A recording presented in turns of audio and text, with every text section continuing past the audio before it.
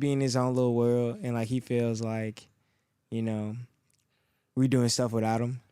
So it's just I see. like, But that does tend to happen though. I mean, oh yeah, especially yeah. Especially in the music business. not only music, but with younger people. I mean, you gotta. I mean, we're all juggling different things, Yeah, and we're all really just trying to figure out what we want to do. yeah, And some things work. I mean, some things don't. true. That's just how it goes. We just started, by the way. So how you doing, Callie? Oh, I'm good, man. I didn't even realize your name was spelled without an H. Yeah, it's I That was spelled it like Cali, like the state, just with a with a K. kid with a K. How'd you get that nickname, dude? Oop. My bad. I got it. Well, I'm originally from California, Right. so I remember this. basically, when I moved down here, everybody was like, "Man, you got an accent. Where you from?" And so I was just like, "I'm from California." All right, what's your name? Kamari. All right, what they call you? I mean, Kamari, Cam. All right, we're gonna call you Cali. Callie's a lot easier. Yeah, so everybody can remember Cali. So, what part of California are you from again? Okay, so I was born in Fremont Hospital. That's probably like 30 minutes from San Francisco. I spent most of my time in the Bay Area, and then I lived majority of my middle school, high school in a place called Patterson, and don't nobody too much know where Patterson's in. It's probably like an hour from San Francisco. Yeah. So what, man? What was Because I've been to California a few times, but that was just to visit family. I went to places like Orange County. Okay. And I did go to San Francisco a little bit, but it was when I was a lot younger and I didn't get a chance to really explore a lot more, you know. Right. So what was, I guess the generic question I'm going to ask is how do you compare life there to life over here? You know? I get that question a lot. Like, what's the difference? Like, what I like more, what I miss more, and what's the difference between the two here and there? Well, when I first moved down here, it was a big culture shock. California, you got a lot of Filipinos. You have Asians. Yeah, You know, yeah. you have different types of Asians, different types of cultures, everything. Like, you don't just have white people, Mexican people, black people. Right, because it's It's more diverse, unless you go to UAB. right, yeah. UAB is one of those. UAB is just one of those weird freak cases because it's such a good medical school. Right. So yeah, that sounds a bit racist, but I mean, I'm just speaking the truth. Yeah. You get a lot of people, foreign exchange students, like people from Vietnam, China, Oh yeah, most definitely. Filipino. I mean, everywhere, man. Yeah, and also like California, it just has a whole lot more to offer. Like Birmingham is so small and so behind. It's like Yeah, the reason it's so behind is because it used to be Birmingham.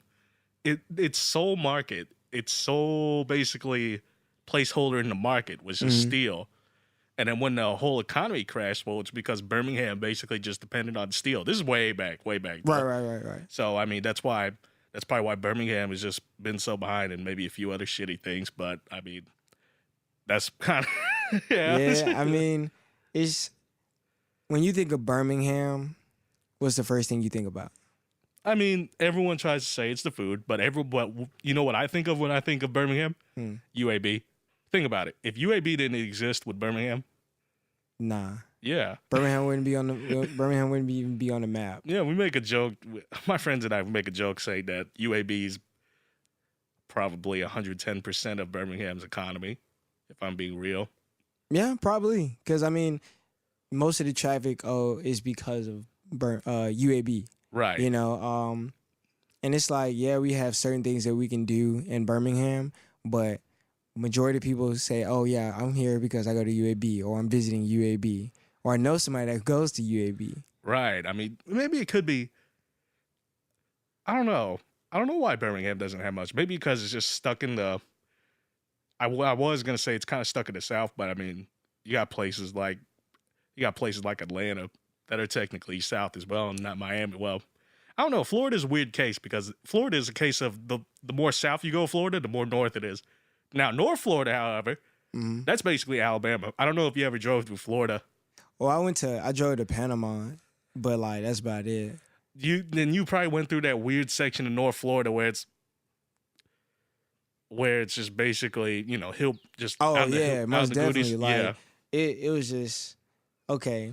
So to backtrack what you said, I do feel like Alabama has like opportunities to do things, but like I heard when I first moved down here, everybody was like, Alabama could have had the Falcons. It was supposed to be the Alabama Falcons. You know what I'm saying? But Hmm. Alabama didn't want it.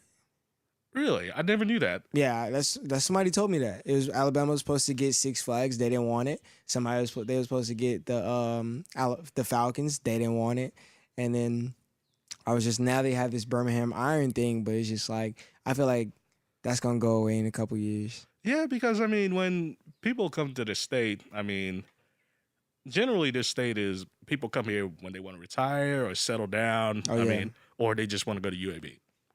pretty much. Yeah, that's. I mean, that's it. I mean, I don't know. I don't know. It's a weird place because not only that, it's you kind of. I guess Birmingham's having a hard time growing because it's kind of competing in the same area as another big city called Atlanta. So it's Yeah, so people think if I just want Atlanta, I'll just go to Atlanta. true. That kind of deal. So I mean, what things do you see in Birmingham? Um, you mean like upbringing, like upcoming? Yeah, what do you think is what do you I should have asked that better. What do you think Birmingham's going to look like in 20 years? 20 years. Whew. Because I mean there are a lot more creatives working out of Birmingham. And I mean a lot of musicians, artists, rappers, or even just instrumentalists, they're coming out of the South. I mean a lot of them are coming out of the South Mm-hmm. as well. Lil Yachty, I think, came from ASU. ASU, yeah. So did 2 Chainz? Where did he come No, from? he's from Atlanta.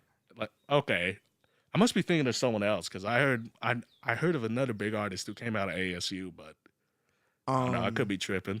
Only person I know that came out of ASU is Lil Yachty. I know it's another person in Alabama. He just got like YouTube famous not too long ago. His what his name is? BJ Groovy. BJ Groovy. BJ Groovy. Yeah, he just got famous from YouTube. But Probably- he stays in Alabama. Really, that's Mhm. good. That means if he stays in Alabama, that means he probably has support coming from his place to begin with. Atlanta. Oh, he's got support from Atlanta. Yes. Like all So- his friends stay in Atlanta. But Like he's- every time, most of his videos is not in Birmingham or not. It's not in Alabama. Most of his videos is in Atlanta. Like every time he shoots with his friends, is in Atlanta. Most of his videos are in Atlanta. So why do you think a lot of artists have a tendency, especially the ones that blow up out of Alabama, they have a tendency to get out? What do you think? Because people, well, just speaking on Birmingham wise, because I don't know about any other surrounding cities, but Birmingham wise, if you're not already like known or you're not a drug dealer, you're probably not gonna make it out of Alabama. I mean Birmingham, because it's like they're not really gonna support you. Birmingham is like they don't support artists as much as they should. That's why Atlanta has the more of like, okay, yeah, you do music, okay, boom. You don't want to move all the way to California, go to Atlanta, because not only are they gonna support you more, but it's like Atlanta is the upcoming of artists. That's what they're known for. Alabama's not known for that. So when you say they support you more, what are you speaking of specifically? Who's supporting you more? Specifically, For the listeners. For the listeners, okay, so when I say they support you more, I mean like people will, okay, let's say you doing something like, okay, let's do music. Let's say me, okay, I do music and photography, and I go to Atlanta and I network with a lot of people, and they're like, okay, I like this. Okay, cool. I'm gonna keep listening to your music. And it's like, oh yeah, I'll post your music for you, because if you notice, more people are more willing to post somebody's music that's already famous than post somebody's music that they know and won't even like post it. So it's just like, Right. you know, I see what you're trying to say. Well, maybe because it's a different of, two cities have different. Birmingham and Atlanta are two different cities, and plus, the mentality is way different. Not only that, it's probably the fact that Atlanta does have a music market to begin with, mm-hmm. compared to Birmingham. I mean, it's like you said, most people. they're just trying to focus on, surviving. So Yeah. when you're really just trying to focus on surviving or just making a living, you don't have time to indulge in the arts or enjoy it as much as you should. Niggas, I mean, I only know two. I heard it's three, but I only know two myself artists that made it out of Birmingham, and one of them don't even claim Birmingham. Well, I don't blame him, probably because he never got support from Birmingham. So it's like, it's kind of like going back to a shitty stepdad in a way who didn't do much for you. Right. Think of it like that. I mean, like, It's okay, like- so why be in the mirror? Right. He's from Clay. He's from Clay County. Yeah, Right. He went to Clay Chalkville Mm-hmm. and blew up. And now, he hasn't said not a word about Birmingham. He says a little bit like when he first got out of Birmingham, but he came back for the Christmas, I think, and did that little whatever he did for Christmas. Yeah, he and did then a that's it. He did a show Gucci at Mane. Zydeco. Yeah. Gucci Mane's from Bessemer, but he claims Atlanta. Maybe it's because he blew up. Maybe because his career kind of grew there in a way. Because Gucci Mane's had obviously it's different because Gucci Mane's had a longer career and track record Right. than Amir. Amir's still new and young, and we don't know what he's going to do yet. So, I guess it makes more sense for Gucci Mane to kind of claim Atlanta because, that's, even though he's from Alabama. Yeah, Gucci Mane trapped in Atlanta, so Right. that's, Okay, yeah. So that's probably, like I said, I met an artist. He's out of LA. He told me, he was like, man, if you really want to make it in the music, it's not about your music. It's about selling your act, right? Not even that. It's about other things outside of music. It's like, for one, it's who you know. Right. Two is if like, he was like, bro, most people who make it are all trappers. That's why most people, that music that we listen to is all trap music, because most people once upon a time were trappers. Now they can't trap no more, so now they're making music about trapping. That's where we got the lingo trap music. Why do you think trap music blew up? Why do you think people have such a fascination with it? It's been going on in hip hop for such a long time. Right. People have, like it happened with NWA, Public Enemy. They just have a fat suburban kids. They have such a fascination with that music. Which I don't blame them. Mhm. It's different. It's catchy. Right. It's awesome. It's raw. It's visceral. So I think trap music came up because it's like, it gives you that rush. It's nothing like listening to trap music. Like, you have those 808s that's beating. You got all those music that make you just want to move your body. And it's just like, okay, I can't live that life, but this music makes me feel like I can. yeah, because when it comes to drums or percussion, people connect with that a lot easier than they do melodies. Right. Interesting enough. Mhm. Like, that's why if you're a good drummer, you could just sit there and drum, people gonna listen to you. People, that's easier for them to latch onto. Right. Yeah, Because I mean, they like, can feel it. In a sense. I say the kick, the drum, the percussion, period, is the heart of the band. Period. I don't want, nobody can argue with me about that. The percussion is the band. Because if you don't have a good percussion, and let's just say you just have melodies, at some point in time, you're gonna feel like, okay, I need more. But those feelings from the percussion fills all those needs. I guess it depends on genre. Yeah, I mean, it all depends. I'm talking about trap music in Right. general. Yeah. Well, yeah, obviously, obviously, trap couldn't work without drums, man. That's Oh no. that's it. Trap is evolution of what Dirty South was with a little bit of New Orleans flavor. That's what trap is. That's the way I hear it. Okay.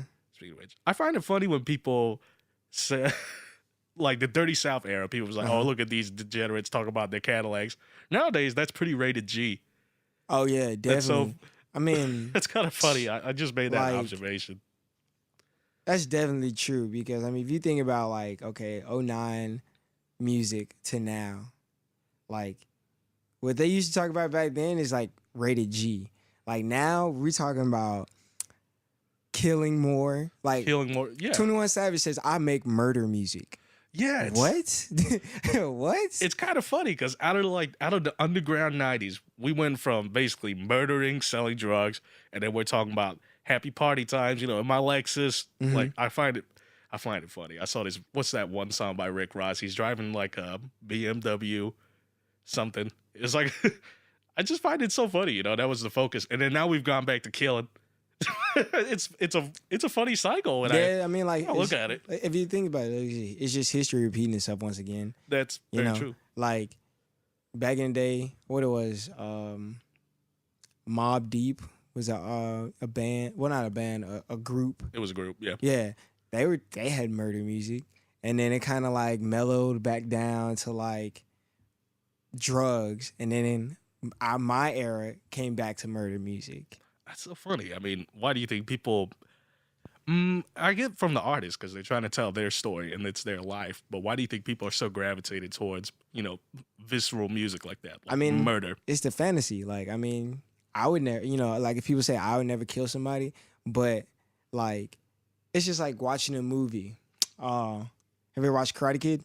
Yes. When first time you watched Karate Kid and you left the movie theaters or you left from watching it, you feel like you can beat anybody up. Yeah, I get it. Because it's like watching a Quentin Tarantino film. Right. Like watching Django Unchained. It's like, now I want to twirl around some Exactly. revolvers. So you know, you feel like, okay, man, when I listen to this music, I can just do anything. It doesn't matter. Like you feel invincible. No, okay, well, I'm not gonna say invincible, but you feel like It gives you a rush. That's Right. what you're saying. No, it gives you a rush. You feel like, yeah, when I'm listening to this, like, can't nobody tell me nothing. It's like getting a new car. You smell yourself. Like, Yeah, a little bit. Yeah, it makes me wonder, you know, why, you know, a lot of this aggressive visceral style, it's definitely more East Coast oriented. Because a lot of stuff I hear out of the West Coast, yeah, it's got a little bit of the trap flavor because I mean the internet now has just made everything kind of a global market, so everything just kind of measures. But West Coast has always been kind of more jazz influenced and more funk influenced, for what I can tell. Yeah, I mean, it's like the music that come out of the West Coast is more vibey. Even like their trap music or whatever, you can vibe to it because it's like, well, it depends on who you listen to. It's like YG he's from Compton.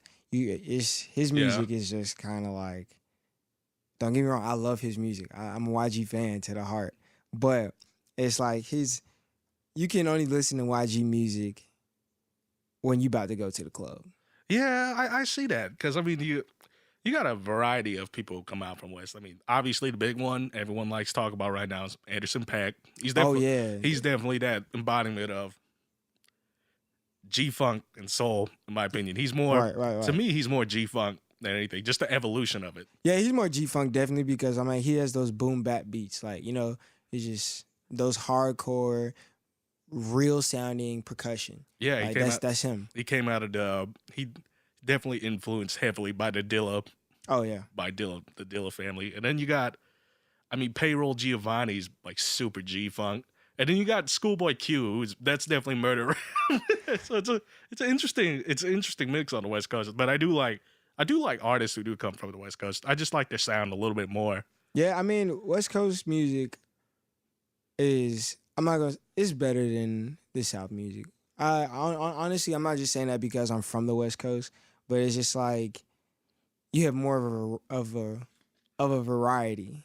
You know, it's like their music. You have different types. When I think about the South, I think about everybody talking about drugs, money, girls, and killing. That's what I think about in the South. That's funny because country's the exact same, almost the exact same thing. Yeah. I mean, country music, if you make a country song, you can make a country song about anything. I actually listened to a country song and he literally talked about a chair his grandmother made him. And that chair, he described it. He talked about how it felt when he sat in it. And it's just like, it sounded amazing. You gotta be really creative to write about a chair. A chair. I can't even write about something amazing. Man, a chair, man. A chair. I had to do a project when I was in school. They told me to talk about my car. I had so much to say, the goods and the bads. But she was like, it was very descriptive. I said, I know, because it came from my heart. As much as it broke down on me, but I still love her, you know? Dang, But man. hey, it happens. You need to get a truck, man. Like a Tacoma. I'm actually finna get a truck. Dude, there you go, man. Yeah, I'm finna get a. I'm thinking about getting a Silverado Dude, 1500. that's pretty good, man. Find one used, though. Oh yeah, lifted, of course. Yeah, man. Lifted.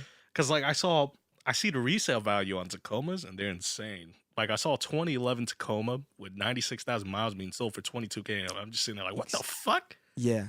It It's like, 2000. I seen a 2011 Jeep Wrangler for 27, and it had like 70, 80,000 miles on it. yeah, man. I don't know. It was 2012, actually. Have you seen the new Wrangler truck?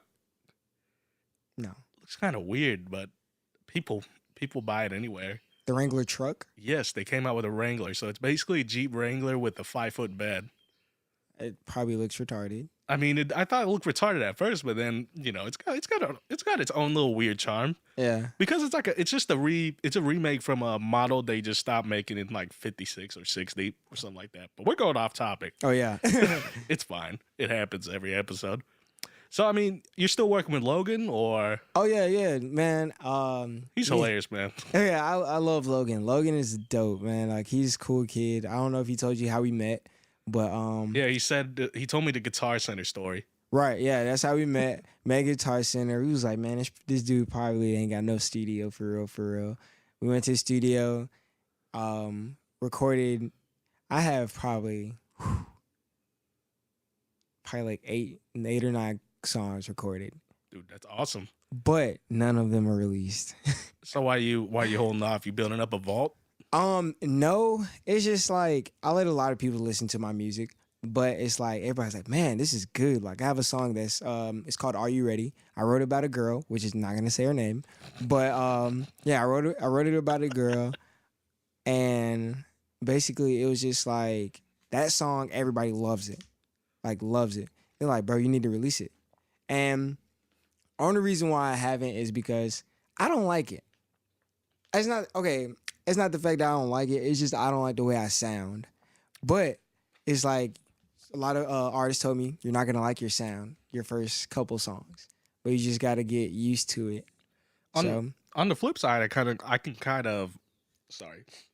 kind of agree with you building up a vault, because the hardest thing to do is not to blow up. The hardest thing to do is to make your second hit. That's the hardest thing to do. I mean, because we could talk about Designer all we want. I mean, he's the perfect example of he blew up and he wasn't able. His other tracks were not able to gain as much traction as his first one did, and he just kind of disappeared from the face of the earth. What's his name? Dude did Sheck West. Sheck West, that song blew up late. Did you know that? Hang on. Oops. That song did blow up. I mean, like it was. Yeah, the Sheck West song, I mean, it released and then blew up 8 months later. It's kind of a weird case of it. But I'm pretty sure it happens more often than what I think. Oh yeah, most definitely. I know a couple artists like their song was out for months. Man, it was almost a year. Can't think of the artist, but like her song was out for almost a year, and actually I think it was her like first song that she actually like kind of put out that made her famous was actually out for like 4 to 6 months. So I wonder what made it blow up. I mean, I doubt it got put on NBA 2K game or something. Yeah, man, you know people are actually like blowing up off of that. Yeah. That's Like, why I think that's why Sheck West's Mobamba blew up. yeah, cause I mean, then you gotta think about it. That one part just got it got viral. Like, fuck, shit, like that song. That part right there. I mean, do you know the story behind that? I don't know, but when I first listened to it, I kind of viewed it as, it was not only them having fun, but it was kind of comedic in a sense. I might be missing it completely, but that's what I see. So basically, he was in the studio. They was in a Logic session. The system like went down, but it was still recording. And so when he was like in that period, that song was a freestyle, and he was just like, fuck, shit, bit, and it came back in, and that's when it was like, Young Shaq West, but I'm getting really rich. But like that's how it was recorded. Like literally, the system had failed, and it was still recording. And he said what he said, and it came back in when he was done. That's funny. Yeah, That's awesome at the same time. Cause that's I don't know. That's such a cool story, man. All these studio stories, man. I kind of miss that life. I kind of miss that lifestyle sometimes, but I mean, we just gotta get you in the studio, bro. I'm a matter of fact, you gonna do you make beats? no, not anymore. Not like I used to. All right, we're gonna have to make a beat. We're gonna get a session. We're gonna try to make a beat together, and boom. Man, I'm juggling all kinds of things. First, this Me too, bro. I know man. we all are, man. I mean, first this bullshit podcast I do for fun, then like my 2 jobs plus like the Airbnb, and now I'm in school for coding. So it's like everything's Man, so much shit. It's like okay, so I still kind of fiddle with the modeling. I'm a photographer, Oh yeah, and then I started doing. I just started trading. And I'm doing music. So I got those 4 things I'm working on. And then school, I'm probably going to get back in school. I took this semester off. It was just like, I just needed a break, you know? you were in school for pre-nursing, right? Right. So how much further you got into? So I haven't even started nursing school. Okay. So I didn't want to start nursing school simply because I wanted to have something like, I'm actually want to become a police officer Okay. right now at the moment. That's what my focus is on, becoming a police officer. And I'm going to go back to school, but it's just like I don't want to go all the way back to school, take the test to become a nurse, and then don't pass. Or not even don't pass, it's hard to get into nursing school. Right. So it's like going through all that and have nothing else to fall on.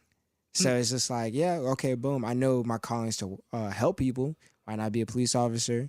Boom, become a police officer. If it doesn't work as a nursing, I still have this. I still have a career, you know? Nothing wrong with that. I mean, it's a very common for people to do the 2-prong approach nowadays.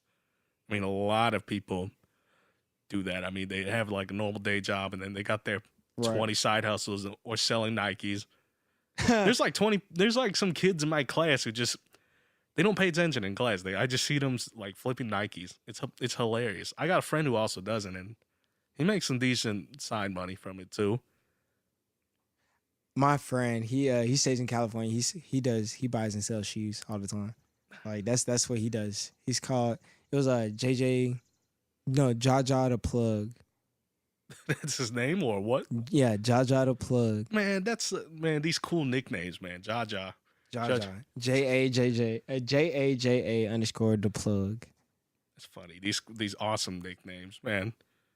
I wish I could have a nickname. Man, I don't know. What I got blessed with Cali. Like, and that really was like under the blue. Like, I didn't even come up with that name. It was simply because it was just like, oh yeah, I moved to Alabama. Hey, your name's Cali now. And yeah, dude. Spur of the moment. Spur of the moment. So, what ETF did you open up through when you said you started trading? Mm-hmm. Right.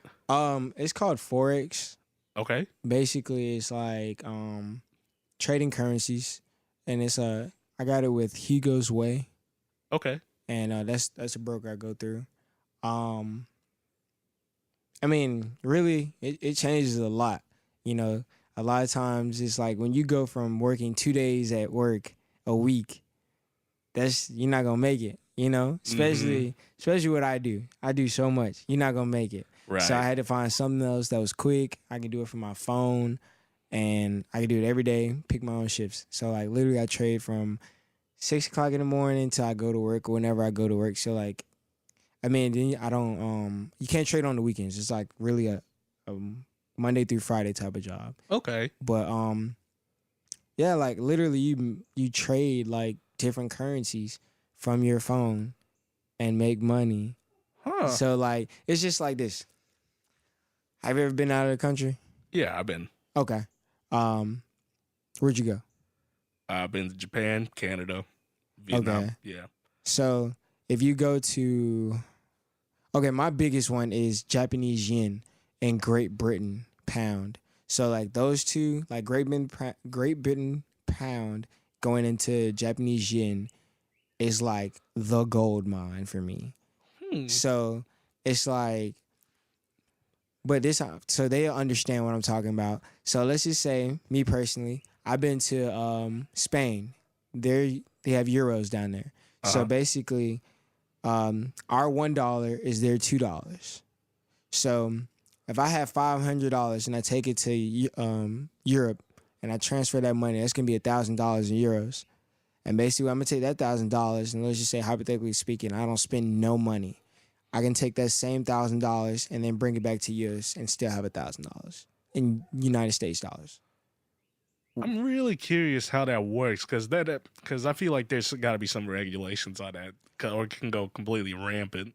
You know? Oh yeah, most definitely. It's like you you still have to pay your broker and stuff like that. Right. And then if you do make over like I think it's $10,000, you had to pay taxes.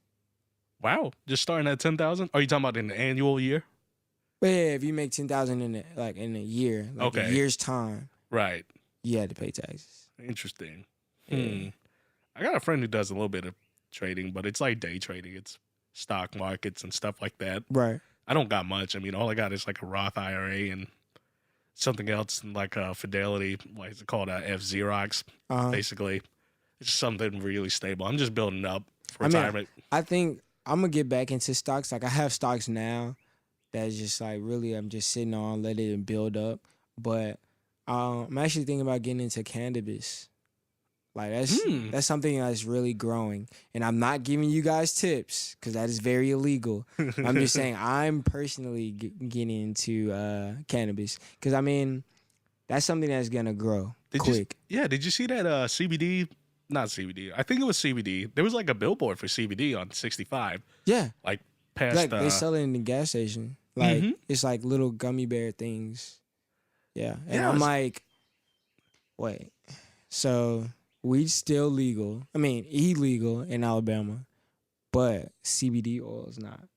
I don't know. Alabama's a weird, slippery state when it comes to what passing. They're very lenient. You know, you can get away with a whole lot than you would in California. Really? Tell me, because I don't know anything about. Okay, that. So for one, I'm upset about the car law now in California because I have a loud Mustang.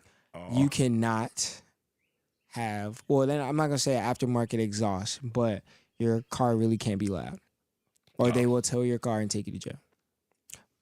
Alabama per se, they really don't care. Like you can have the loudest car in the world.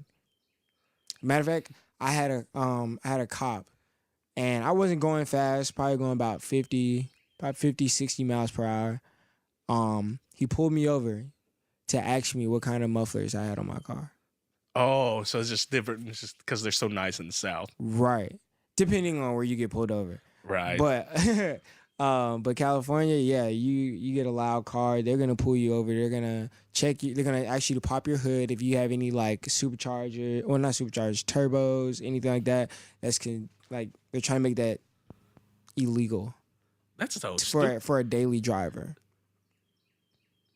And then gun laws are different. Yeah, gun laws are different there too.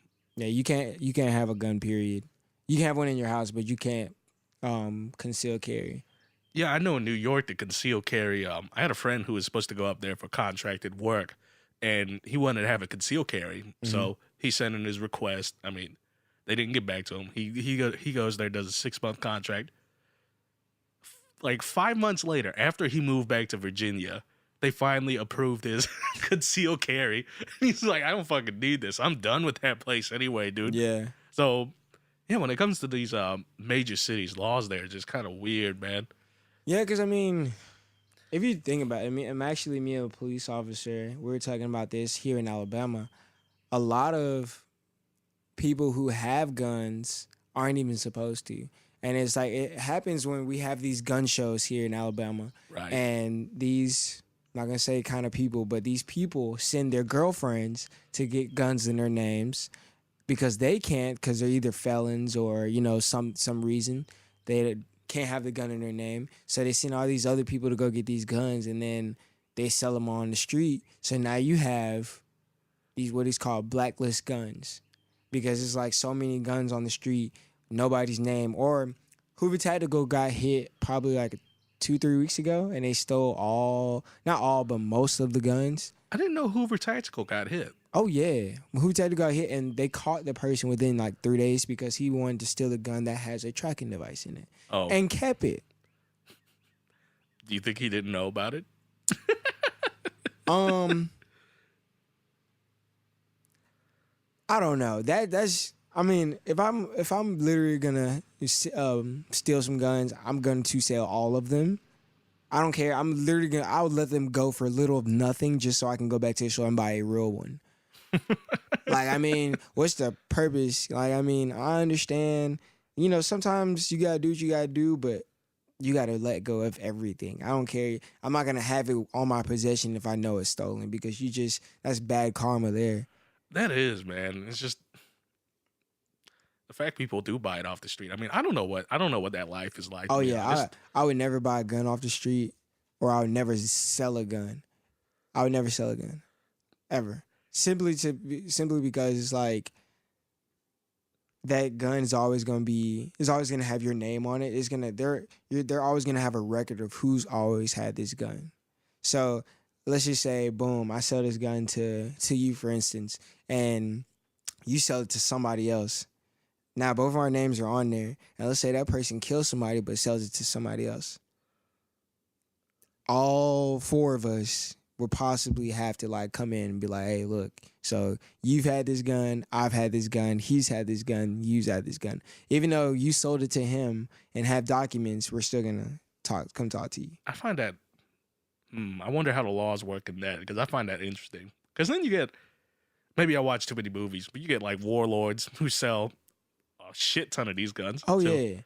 I mean, but you gotta think about it. Those guns come off there's a gun train that comes through Birmingham. And it's like there's people who like, you know, literally break into it. There's guns like stolen. That's why they call ghost guns. They have no owner, no name, not registered to anybody, and they float around Birmingham. Huh. Oh yeah. I knew about the train. I heard things about the train. I never knew the term for the guns. Yeah, it's called a ghost gun. Because I mean, let's just say I have a ghost. You have a gun that's not registered to nobody. I shoot and kill somebody with this gun, or just shoot somebody with a gun. Now they're looking for this emblem. So like, when you shoot a gun, it's an indentation in the back of the bullet, the shell, right, which is left. So that's how they can trace. Oh, hey, you shot this gun because the same emblem is in the back of the shell. So now let's just say I find this gun, and I look at the serial number, check it, whatever, comes back to nobody. You have a ghost gun. Now you're looking for a person, but you can't pin it on nobody because you don't know who shot him or who gun this belongs to because it's a ghost gun. Huh. Just like shotguns. Shotguns are really like ghost guns because like a shotgun shell, you really can't trace it to nobody. Makes you wonder about even like really old firearms from like World War II. Oh, that still work. Oh yeah, definitely. Yeah, like, my friend Austin Staples, he actually bought an M1 Grand out of nowhere. Yeah, damn. He says that thing kicks like a motherfucker, dude. It's like 30-06. Oof, it's like that's tough. Wood construction steel. Like I held him like this is a solid piece of brick. Oh yeah, and the fact that people had to go to war with this heavy. And think about like, all the other stuff they had to carry. Yeah, man. them bullets ain't light either. This ain't Call of Duty, man. I mean, nah, this is real. That's gonna segue to like I don't know. I know we're getting off topic, but I don't know. Let's see what else. I'm in one class, man. It's like people they seem kind of unhappy with America. I'm like, you realize how good? Like, yeah, we got our problems, but do you realize how good of a time we live in right now? I don't think people got that perspective yet. Honestly, I disagree with that. I don't think we are living in a good time zone. What makes you think that? Give me your point of view. Simply because it's like our youth is so corrupt. Like it's like our generation, like I feel like, okay, the world in 10, 15 years, we have a lot of powerful people, but it's like we have a lot of powerful people who are not doing powerful things that they know they can do. So it's just like we can sit here and have a lot of people who are doing so much wrong. Like there's so many killings, there's so many robberies, all this other stuff all the time. And it's like I went to school with this dude. He was 15, committed murder, and now he's facing life in prison. Right. He would never have a future. He would never see the streets again. So it's just like I don't think that we have the potential to have a good, life or community, but I don't think that people actually want to do right. So what makes you think, what is causing the corruption in your opinion then, or in your eyes? What is causing it? Honestly, music. Huh, interesting. Music and people feeling like people in poverty, like, you know what I'm saying? They feel like, okay, I see this on Instagram, I see this on Twitter, whatever your social media on. You see these all these 21 Savages, everybody got guns, everybody got, weed, drugs, money, all this other stuff. Oh, okay, so now I gotta have guns, money, and weed to make it. Because I think people attach prestige and status to those things. Right. So right. And they try to put somebody else's life into they're trying to see into somebody else's life. So if I see this person over here, he sells weed, he has guns, whatever. Okay, well, let me do it exactly what he did.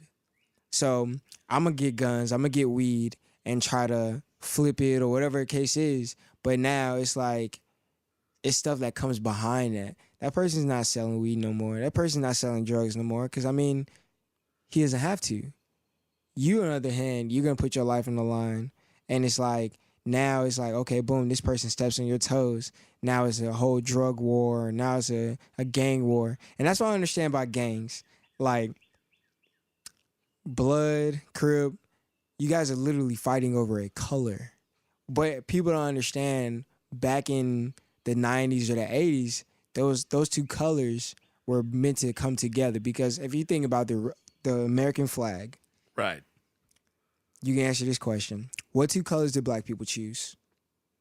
Do they choose? Yeah, what two colors on the American flag did black people choose? Red and blue. What's colors left? There's white. Exactly. Interesting point you made there. So it's like, that started to bring, what's standing in the middle of us black people, is the white people that we proclaim. So we took these two colors, red and blue. So we bring those two together. We bring those two colors together to go against the white, which is in the middle. Huh. And so now when you take money, you take power, okay, I feel like the red is having more power than me, so now I don't like it. So you really can't, it's people, when people tell me they gangbang in Alabama, I really do not take them serious. Honestly, man, I don't. When someone, like, look, I've known people who've done gangbanging, right, and a lot of the ones that I still talk to, they've gotten out of it. Like, good friends of mine, they've gotten out of it, and I guess I got lucky with the fact, or they got lucky that. I think it really has to do with the environment they come up in. I think that a lot of my friends got lucky with, they might have not had their own father in their life, but they did have a father figure, or, just a figure there, right, to be a good influence and to get them out. Because, I can guarantee you, some of those friends, they wouldn't have gotten out if they didn't have that mentor in their life. Oh yeah. So it might, I don't know. I think a lot of it just roots from just not having a good, family structure at home. And that's probably why most of them go towards gangbanging to begin with, because to them, that's a concept of family that wasn't there for them to begin with.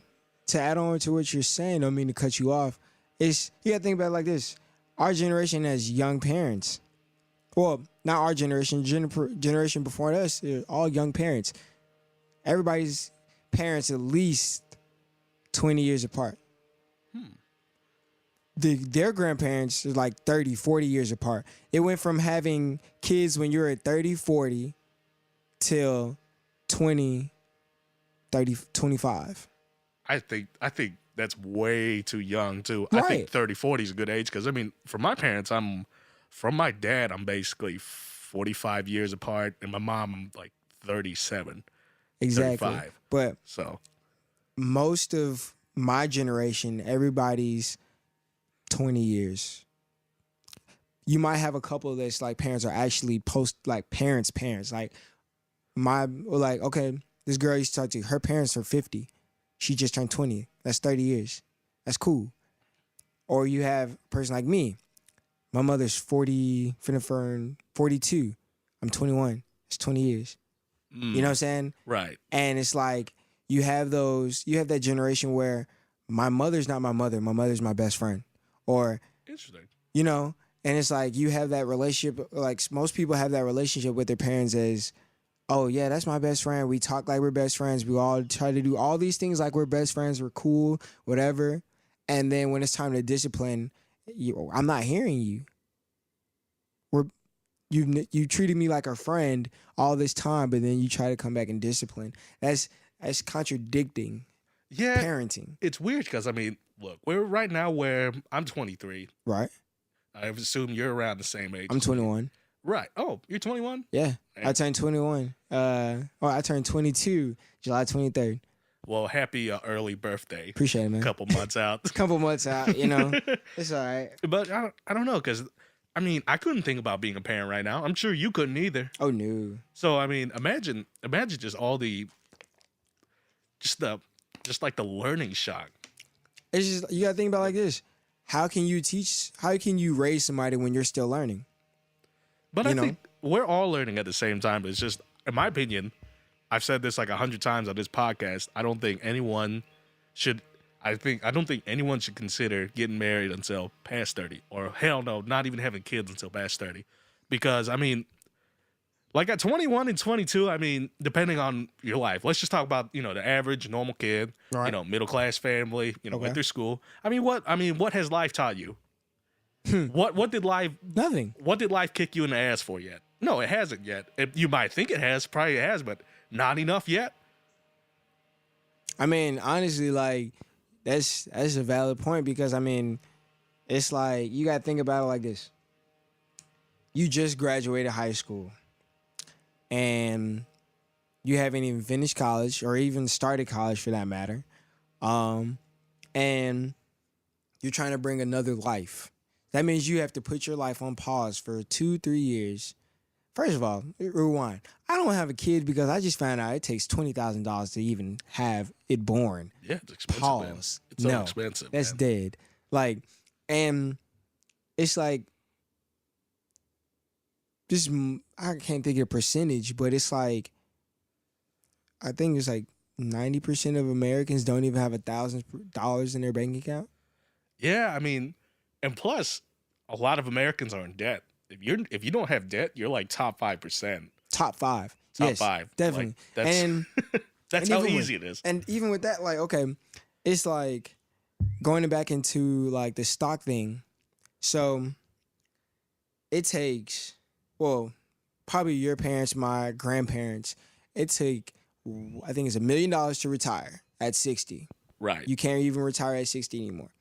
But you have to accumulate over the years $1 million and you can retire. Can't do that anymore. They said it's been proven that you need $2.5 million to retire. But even then, the average American can survive. If you think about it, that's $60,000 a year. I know some people who can't even manage their own money making $110 a year. Yeah. I think it's just people need to cut back on the spending, or if people, I mean, honestly, and I'm trying to work on it myself, so I can't even blame the people who do this. Eating out. Oh yeah, that's a big thing. That's a big thing. That is like a big thing. I try to cook as much as I can, like buy food in bulk, so I don't have to keep going out and make lunches and stuff like that. That works. When people do that, like, oh yeah, I'm finna try to meal prep and stuff like that. That lasts for all of 2 weeks, and then you're like, man, who's finna cook? Who cooking? Who cooking? Not me. But like, nah, like for real, it's just like that's $60,000 a year. That's probably what, like $4,000 a month. I mean, if you think about Give or take, yeah. Yeah, give or take $4,000 a month. So if Yeah, that's $4,000 a year. 12 times 4. Yeah, it's $4,000 a year. I mean, $4,000 a month. But if you think about that, staying in Hoover, that's $1,000. It's like $1,200 a month. So that's what, 38. Then you have car insurance. Depends on if your car's not paid off. Car insurance, health insurance. If you don't get it from your job, Right. food. That's what, like $2-3 grand right there, and you're left with $1,000. I'm a firm believer of the key of being rich is learning how to manage your wealth, not learning income first.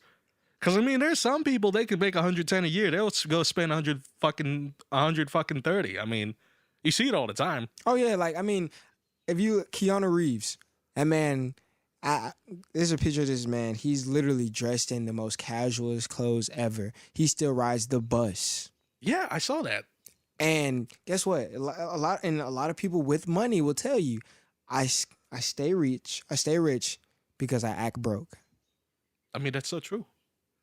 Broke people stay broke because they act rich. I mean, if you ever think about it like this, have you ever took a girl on a date, but you had to wait and to see what she ordered to see what you can order? No. You've never did that. I've never had that case. You never had the case. I've been lucky because I guess a lot of the girls I would go on a date, I mean, they came from a very similar background. Right. Me. I mean, I'm not a very, you probably figured this, I'm not very materialistic. Okay. Maybe I have maybe my two vices are like video games and cigars. Those are my two vices that I will splurge on. We should do a podcast smoking cigars one day. Yeah, I'll have to find a spot because No, you can't do it here. Yeah, I don't think they'd be very happy about smoking cigars inside. Oh no, definitely. But yeah, those are my two vices. I mean, I don't know. But go on with your point, what you were saying. Oh yeah, and it's just like I feel like our generation is like so caught up in social media. Like, I have to look like this, sound like this, talk like this, walk like this for me to be able to get noticed. That's why it's like a lot of people. I seen this one account that followed me. The dude had like 1,200 followers, and within two, 3 weeks, he had like 10K. And so I just DM'd like, bro, how did you get like 10K like in like 2-3 weeks? He was like, you want to be honest, bro? I'm like, yeah, what's up? He said, man, I bought them. I don't know, man. Buying followers is probably the dumbest thing you could do, man. And it's like, bro, you buying followers for other people to like, oh man, what is he doing?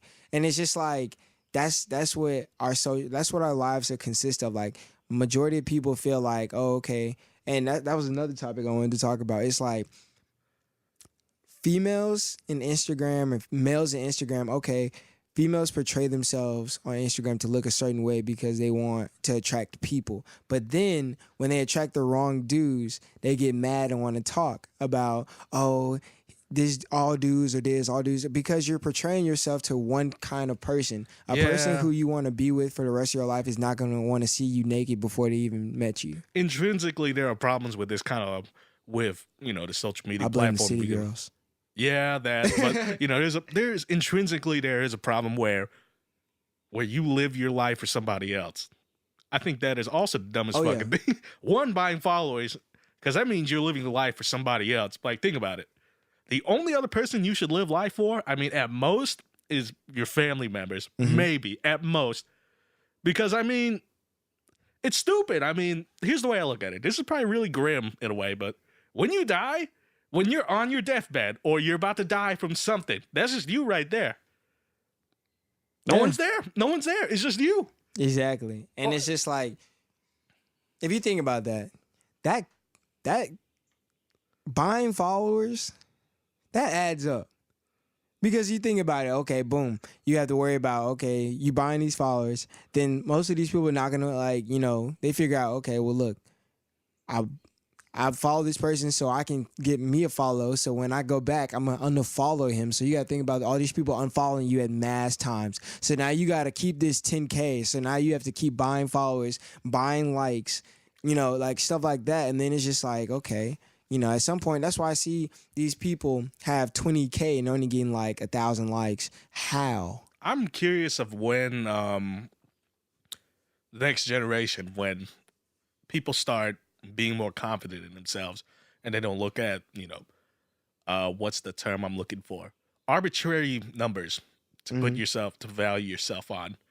I mean, maybe this does stem from, middle school as well. Cause I mean, grades are kind of emphasized, or were when I was going to high school. And Right. then, high school, I argue college now. I mean, it's just a big fucking popularity contest to begin with. I mean, that's why I argue. I mean, if you think about it like this, always been a popularity contest even since you were in school. Like the person, the jock on the football team, the number one person, the quarterback, always got love.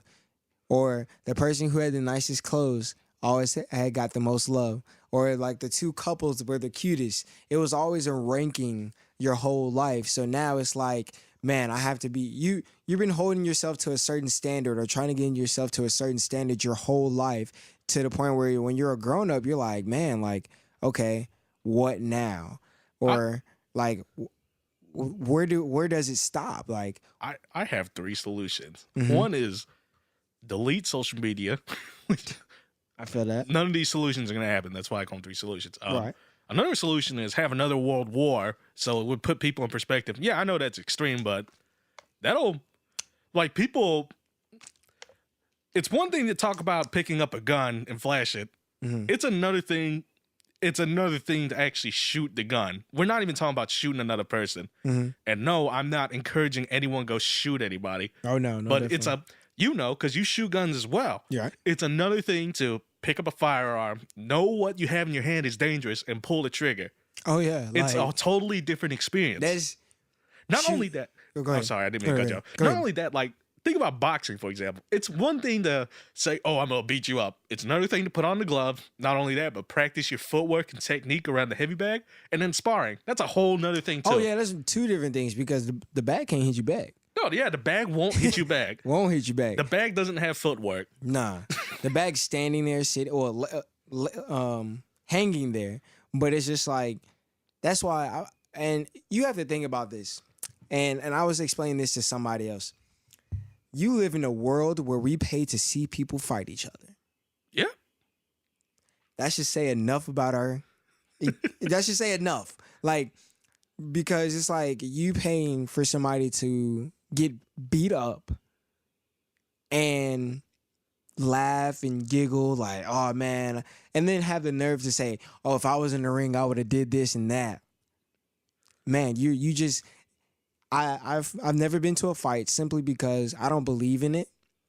Simply because it's like I'm paying for somebody to get beat on. You know what I'm saying? Like it's like, yeah. There's more than that. But I mean, I guess you're speaking from your perspective. Right. I mean, like, I understand. Like, okay, yeah, that's like you seeing somebody really just brawl. But it's like, I understand it's not like the medieval times or we're fighting to the death or nothing like that. But it's like, man, like, if you think about it, like, you have to be a hell of a person to just watch somebody just fight somebody for no reason. Like, these people just, they probably might be good friends, but hey, look, I gotta fight you for some money. Like, is your life really like and people can really get hurt. Like, these people in UFC, they slam each other. You can break your neck. Not only that, I mean, did you know there's actually been reports of people's disc in their spines actually grind down a whole inch. Right. Because of the amount of grappling and the amount of throws they're doing. Right. And the strain and the tension. And it's like, at some point, you're going to be like, what is my life worth? Yes, okay, bro, you're fighting. And it's just like Conor McGregor. When he fought Floyd, that fight, even though he lost, he still got what? It was like a whole lot. Yeah, they both won. In the bank. In the bank? Like, I mean, Mayweather made what, millions, almost millions, but like that. Both of them made millions. He lost, he won, but it's still like, I don't care. Like, hey, I lost, but shit, I still got paid millions to lose. There's a certain respect, among combat sports, because, it's just a different environment. I guess I don't know how to explain it. Yeah. I don't know. How do you feel about this? Oh, but my third solution. Oh yeah. What's the third one? I don't know. The third one would be really simple. Just teach people how to think long term instead of short term. So, Right. Oh yeah, most definitely. because I mean, we're talking about. Let's go back to the whole Instagram and beautiful women on Instagram, right? Mhm. Especially when they're young. Think of it like this: when you get a new car, you kind of step on the gas pedal a little bit, and you're like, okay, how fast can I go? I Mhm. think that's what the younger women fall into, because like, oh, no one cares about my research on cancer, but if I take a picture of my ass, now I'm getting all this appreciation. So let me step on the gas pedal a little bit. Yeah. So I just wish, I think just teaching people more long term, to think more long game, that can really help. Because I mean, the short term stuff's gonna die. I mean, beauty goes away. Yeah. And I had did a project about that on basically what you just said. It was literally like women feel like they're not beautiful unless they're naked or showing skin. And it's just like I remember my parents ages, or when they were coming up, becoming a stripper used to be something you kept a secret. You didn't tell nobody that you were a stripper. Strippers now, oh shoot, they're celebrities in their head. Like strippers are celebrities now, because it's like I met a stripper when I went to Atlanta. She told me she made, it was like $207,000 in one night. Mm. Cause it was New Year's. They made the club itself made $1 million, and the club got their portion, and they had to split the rest. And I was just like, she was like, so like, how do you feel about, like, at first she was like, at first becoming a stripper, I was just like, ooh, I kept it a secret, but now it's just like I can be open with it. Like, it's okay now. Like making stripping okay is like the most dumbest thing ever. I don't know. It doesn't make sense to me either. Right. And then you think about this. You work all day long. That's your job that you hate. Just to go throw it at somebody who's I'm not even gonna say people pay for sex, because that's a totally different topic, because men actually do pay for sex in a different kind of way. Right. But it's like you're throwing your money to somebody that you don't know, for one. Just for them, you're throwing $1 bills. Or some people might, they might throw 20s, 10s, whatever is your fix. But it's like you throw your money, and for what? What's the purpose? Like, I don't know. I really don't know, to be honest. I'm not a strip club person. Like, I'm not a club person in general. me either. I go to the bar. I don't even go to the bar, man. I just walk out. I'm just kind of, I'm weird because I do like noise. Right. But when I don't know, it's gonna sound messed up. When I have to look at the people who are making the noise, I just walk out. I feel that. That's kind of a weird, that's a weird hypocritical statement for me, or quirk about me, but I don't know. That's always just kind of thrown me off a little bit. Mm-hmm. Mm. Yeah, and then that's what just goes back to, like, man, I know this girl, she was going to Tuskegee. She was going to, no, two people actually. She went to Tuskegee. Major was, one of them was going to school to become a veterinarian. And on the weekends, she would drive to Atlanta, strip, and come back on Sunday.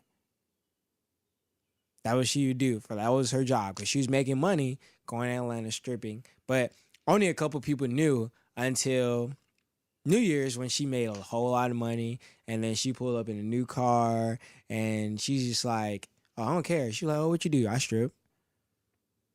Then this other girl, she quit school. She was like, if I'm making money stripping, then it's like, why do I need to go to school? Because you need to go to school because you're not going to be able to strip for your whole life.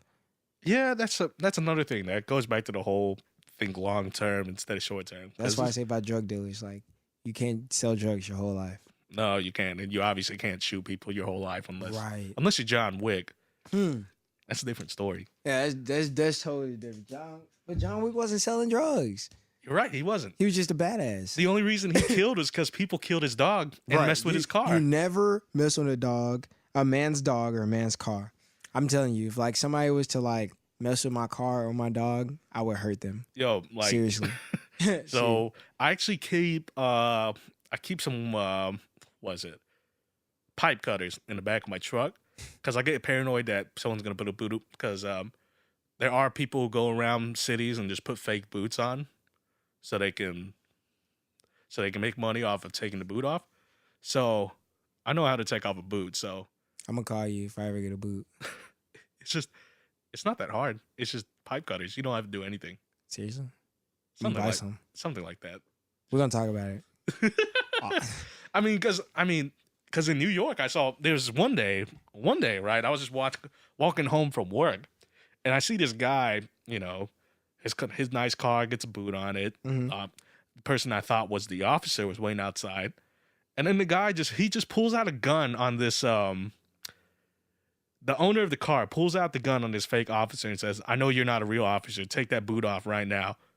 This was like right outside my apartment too. So I was like, well, damn, I'm going inside and I'm not leaving for the rest of the night. So I remember you had asked me, like, how do I balance my ego? Yeah, I wanted to talk, actually, before we go to that, if you don't mind, I wanted to go way back when you said you don't think we're living. There are problems with the time we're living in today, but maybe I've been blessed because the people I'm around, I mean, I'm luckily around a lot of positive influences and a lot of people who are, you know, doing or trying to do really good things or like who are really pushing themselves. I guess the reason I say that is because I say that from just being so grateful that I don't have to hunt for food. Mm-hmm. So that's what I mean when they say we live in a good time. Starvation's not an issue. If you notice, like a lot poor people, it's funny because the poorer you are, the more obese you are. Ironically, yeah, I don't know if you noticed that, but I don't know. And we live in a time where anything can be found on the internet. I mean, information's abundant. I mean, it's really peaceful. Maybe not in certain environments, but in America in general, it's a very, you know, we're not in war or anything. No war times. I mean, the most we have to debate about is everyone's debate is who should lead the country or, you know, leadership in the country. That's a whole nother debate. Yeah. Which what pisses me off about the people running right now is like their whole campaign is like, oh, let's get this guy out of office. It's like, whoa, wait here. What problems are you going to solve? I don't like him either, but let's talk about what problems you're going to solve. What's the difference between you and him? Like, I feel you on that because I have yet to hear what somebody's going to do. Except for one person, he said he was going to give, I think it was like give somebody like $1,000. You're talking about Andrew Yang, right? Yeah. Andrew Yang, I don't agree with that, but I like when I listened to him, I like his approach on, you know, addressing real issues like job displacement. Oh yeah. And he just seemed like he wanted to solve problems. Maybe I didn't agree with him on the Freedom Fund, but I don't know how the logistics of that works. That's out of my realm of understanding. I don't understand how that would work either if we're in debt. Yeah, that's another thing. This goes back to like why does that's another thing. It's like why do a lot of Americans just borrow into the future?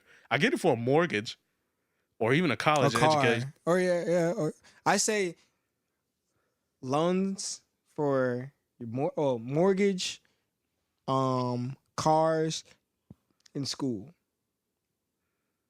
Yeah. And I feel like that should be the only things you should really get loans for. Yeah, I mean, and then people make that argument, how do I build up credit? Well, there's an easy way to build up credit. It's called just spend your credit card on groceries and pay it off every month. Just groceries. Or gas. Exactly. Literally. Swipe your card, gas, then pay it. Like pay it in full. In full. Don't like my a friend of my mentor actually, he was telling me, he was like, make yourself a bill and do not put yourself on a payment plan. Because modern day people have have a good amount of like, oh, okay, well, look, I'm gonna pay half of this and then pay it later. No, pay it full so you don't have to worry about it later. Or like people who get their lights cut off. I mean, not get their lights cut off. Put like payments on their light bill, and then when they don't have it one time, and then they gotta pay the whole light bill. Like that's tough. You know, you're putting Yeah. yourself in a bind. Yeah, You it's know, like, why delay the inevitable? because one day you're gonna have to pay it. And Either if either you want to or you got to. and plus, that interest rate on credit cards is fucking stupid. I've seen it. It's like one credit card I've seen, like the APR is like 26%. I'm like, holy shit, 26%. Shit. So like, so one thing I do during Christmas is instead of just like using my debit card, Mhm. I pull out cash straight up, so I can see the money just deplete from my hand when I go do shopping. So it gives me more of a perspective, because when you swipe a card, like a credit card or a debit card, you know like, okay, I lost some money, but you don't Exactly know how much. right, so you don't have a connection to what you're spending. When you see that money, when you see that Benjamin fly out of your hand plus 40, That hurts. it hurts. That hurts. It's actually been scientifically proven that pain receptors go off when you see money leaving your hand. Oh yeah. So that's something I do during Christmas time when I got shop for either myself or people. I just pull out $500, maybe 800 in cash, and just watch the money go away.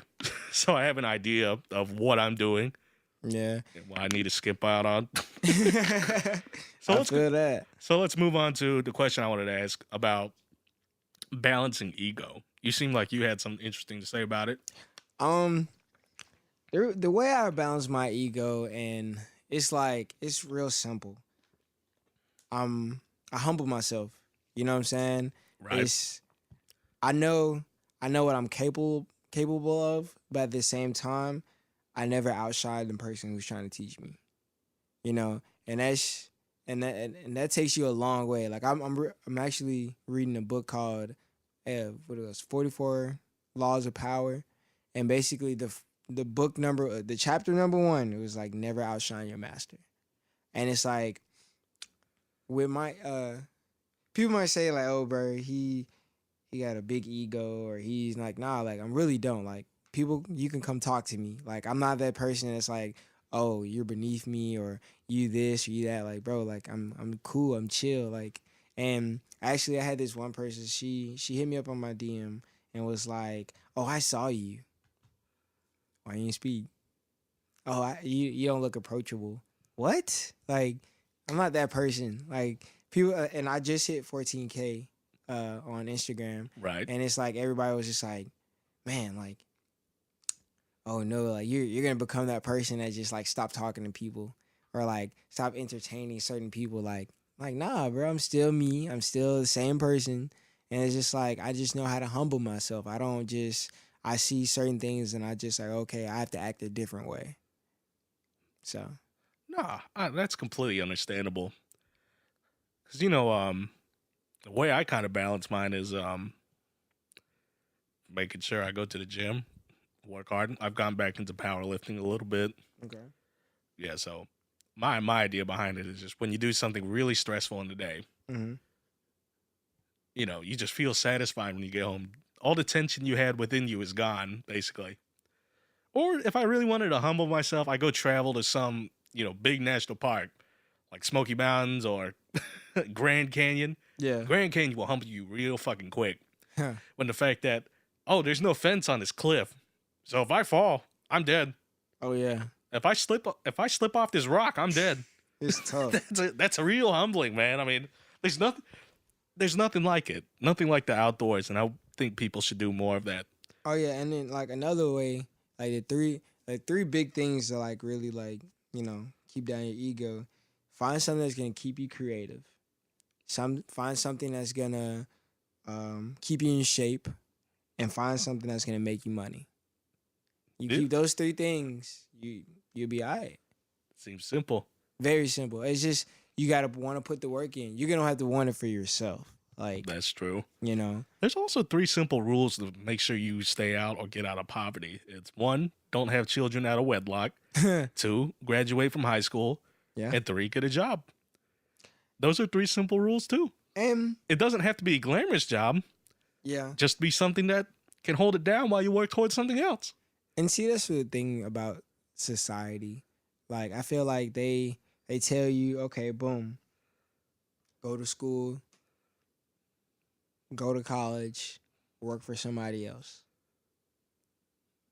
They don't tell you nothing after that. Like, what about go to school, go to college, and get your own business? Like, they teach you how to. They tell you, you know, in the society, they teach you and tell you how to work for somebody else your whole life. I think they need to teach you how. This sounds so fucking cheesy, but they need to teach. I wish the message was teach you how to be happy.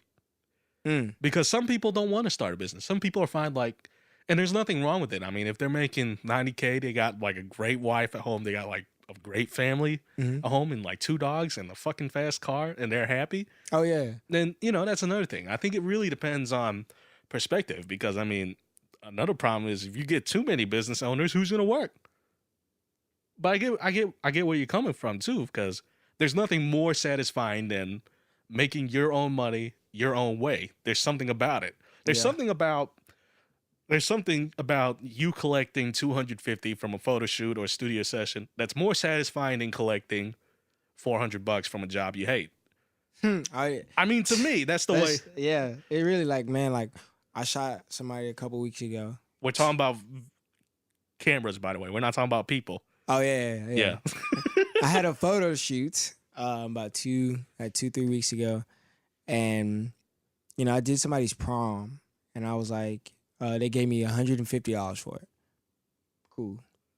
And that $150 felt better than going to work and making, I'm not gonna say like, you know, making $600-700, simply because I worked for myself and I did it. I didn't, you know, make somebody else $2,000 and I only got $700. I got the full cut. You know what I'm saying? It's like, I'm not cutting anybody in. Yeah. So like, I definitely feel what you're saying on that. You made something for yourself. It's Right. kind of like building your own house. Very few people do that nowadays. It's kind of like that. Yeah, my grandmother built her house, actually. Really? Man. Mad respect to her. Your grandmother built the house? Wow. Wow. Oh, you mean not herself, but like she planned, blueprint, all that stuff like that. Still respect. Oh yeah, like that house is massive, massive.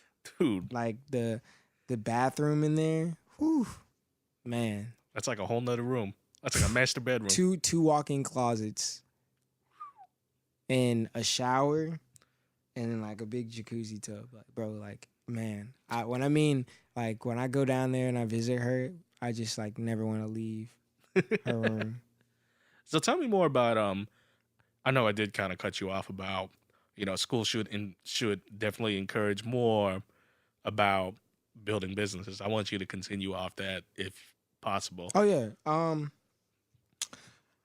So going to school and getting your own business, going to school and working for somebody else. Like, I mean, I understand, like, some people have to work for somebody else. Like, there's people that's gonna sit here and work for somebody else and live comfortably. And it's like, people make it seem like, okay, yeah, working for somebody else, cool, that's my life, blah, blah, blah. But you ever think about that, you know, when people think about the government jobs, they be like, oh, okay, like, you know, that's probably one of the best jobs to have. But when the government shut down, you know how many people in the government was like, oh my God, am I going to get a paycheck for 2 weeks? Because they're still living check to check. You know what I'm saying? Like, imagine not getting paid for 2 weeks. Yeah, that's rough. Stuff's going to get tight, right? Yeah. But imagine working for yourself and you don't have to worry about that. Mm-hmm. I have a friend. Yeah, my bad. Go on. And it's like, you know, I met this, you know, I wanted to become a cardiovascular doctor. So my mentor put me in a room with 3 cardiovascular doctors, and each one of them told me the same thing. They said, I go to work, I love. I'm not gonna say they didn't say they love their job, but it was just like I like my job. You know, that's what I wanted to do. Have a great, beautiful wife. Have a beautiful house, beautiful kids, nice car. I'm like, okay, man, like that sounds good, but I don't get to enjoy none of it because I have to, by me having that lifestyle that I put myself on, I have to work to keep it. So it's just like I have no time for me because I'm always working to keep this big house lights on, this insurance for this nice car, this wife who's hot and so she needs maintenance like a car. You know what I'm saying? Or these kids, you know, they want to do this, that. So it's just like I have to work a lot and not have time for me because I have to keep up my lifestyle. And so he told me, he was like, it takes 10 years to become a doctor, right? And I say, correct. It takes 10 years to own a hospital. I was like, man, like that changed my outlook on a whole lot. You know what I'm saying? Because if you think about it, it takes 10 years to do both. Like, which one would you rather do? If you had the opportunity to open up a hospital in 10 years or go to school for 10 years to work for somebody else, which one would you rather do? I think it really depends on personality and character. Mm-hmm. Because some people are, which one is harder is very subjective because people have different skill sets, as we all know. Right. Some people don't mind, some people love the rush of running a business, and I can see that. It's fun. It sucks sometimes. That's why you have all these lash techs and these hair sellers. Yeah, man. I mean, there's just something about it. I mean, it depends on the person. Do you enjoy building up? Do you enjoy building up from the ground and, the grimy stuff of the logistics behind the business? Or do you enjoy being a doctor? It really depends. I mean, I'd probably be more interested in opening up the business side of things. Right. Because to me, that seems more in my style, something I would enjoy doing than being a doctor. So I think that really just depends. But I think the biggest difference between the two is the amount of time you trade off in those 10 years. Because in those 10 years when you're being a doctor, yeah, you trade off a fuck ton of time too. Because, residencies, I mean, that ain't easy either. Yeah. What was I trying to say? I think I was trying to go into something like the real American dream now, in my opinion. And I think the real wealth in this country is freedom of time. I feel because think of it like this: you're making $140K, but you work like 60 hours a week.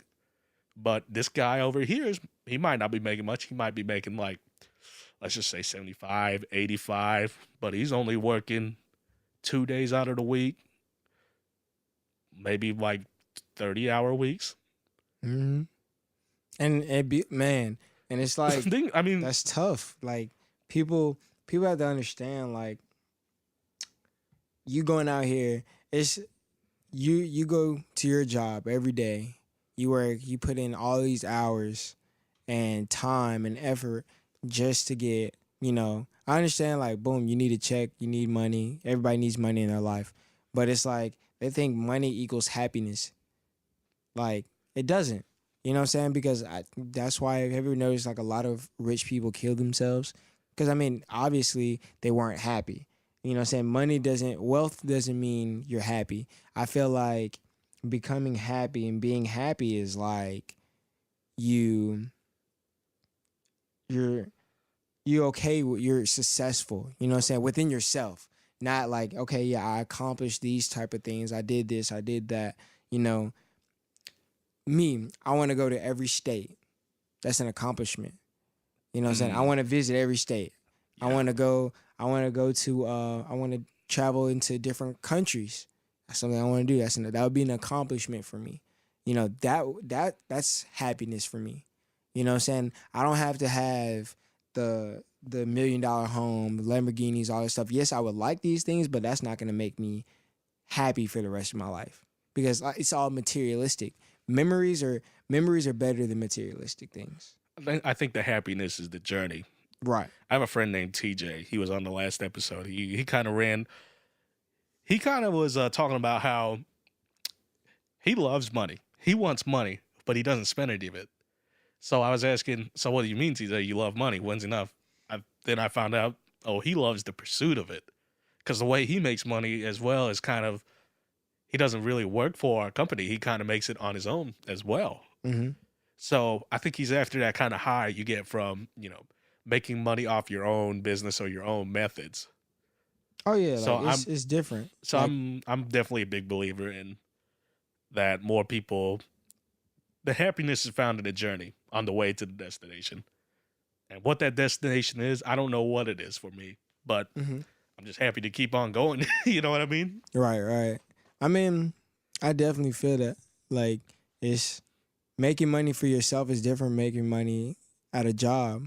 You know, like Mhm. you have to work 9 to 5 or whatever you work in. You know, because it's like there's people out here who grind at their job and don't get the amount of money they should get, or they grind at their job and get paid like little to nothing. Like there's people out here working for $7.25 or 70, whatever the minimum wage is, and busting their ass. And there's people getting paid $30 an hour not doing nothing. Mm-hmm. So it just takes it in like, man, like, is it worth working for somebody? You know? I think it also depends on your job position as well. Because, I mean, there's some people who, especially in the computer science field, right? They get hired because that's because the people who hire them don't know how to do the job. Yeah. So this sounds really fucked up, but I had a friend who had a friend, let's just say that, who he basically it went along the lines of, look, I'm gonna work these hours or your system's not gonna work. So I mean there are you can try to push these things, but you gotta be really good at what you could do. But at that point it's like they're working for you, you know? Yeah. That's the irony behind it. He said, hey, I'm gonna work these hours or your system's going to shit. Okay. Yeah. That's crazy. I mean, it can get like that. And it'd be like, and you know, it's crazy. It'd be those people like they know your whole system, like they know it from top to bottom. And so, you know, if they wanted to screw you or you screw them, they're gonna screw you harder because they know everything. Oh, especially when it comes to cyber security, when it comes to Oh yeah, that. I bro, mean, like the hackers, like those people. Remember that person who hacked into what it was, that franchise? Was it I know Target? what you're talking about. Yeah. Target. Was it Target or was it Amazon? I think it was Target. It was a kid. He was like 15. He hacked into Target. He hacked into Target. Hacked into Target and like he started doing like dumb shit. Like I'm like the ability to just hack into whatever, like, but you have to have like some super secure, can't find me type of. It was the news. It wasn't. I don't know what it was, but he hacked into something very important, and I was just like, man, I wonder how long it took him, because if you could, just imagine like hacking into like a bank. That would be, whew. I mean, it's a whole different language, and it's like it's basically the new American frontier, or the new frontier of the world. It has to do with programming and coding, because I mean, as you can see, these phones here have more storage than most computers did 20 years back. Oh yeah, yeah. I mean, like a big fucking. And then you can add more storage to your phone. Yeah, it's called a cloud. What happens when somebody gets there and gets all this information, So there's actually been people saying, I'm going to say conspiracy theorists. They've been saying the next World War is going to be actually an online World War, which I always find kind of funny because I imagine just a bunch of people sitting at a computer playing World of Warcraft. Like, oh yeah, most definitely, bro. Like I feel that in so many levels because it's like, you can hurt somebody way, like, I mean, yes, cool, you can have a world war, boom, I kill you, you kill me, whatever, blah, blah, blah. But to really hurt somebody nowadays is to manipulate them and, like, really, like, put them on blast. Like when Donald Trump, right, when he got put on blast, you see how quiet he got? But before, he was front and center. He's tweeting. He's the only president I know that tweets. in the middle of the night at that. I mean, we think, yeah, it's dumb, but at the same time, it's like, whoa, this guy actually, we might think he gets it in a way because he's like, hey, social media, everyone's on this shit. Yeah. Let me jump right into the ring too. My thing, people think Donald Trump's a very good businessman, which he really isn't. Like, in a sense, like, if you look at the stats between his business and Paris Hilton's business, Paris Hilton is like beating him by like, I think like 40 to 45%. Right. Because it's like he brought jobs and the Trump Towers and stuff like that. But but like this, he's smart in some things, like being grimy. He's smart because Trump has Trump Foundation, Trump Towers, and Trump something else. Those three things. And guess what? When he gets money, he donates it to all those things. So basically he's paying himself.